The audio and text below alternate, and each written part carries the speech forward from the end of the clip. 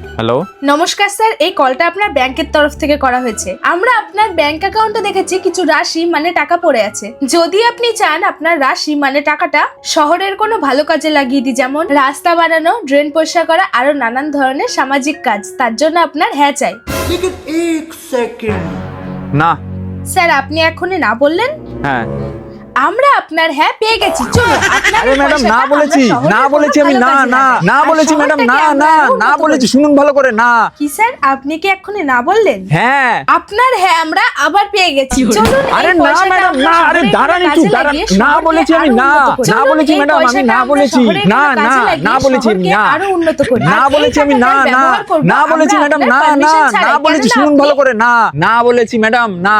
কি বলছেন স্যার? আমি না বলেছি, না।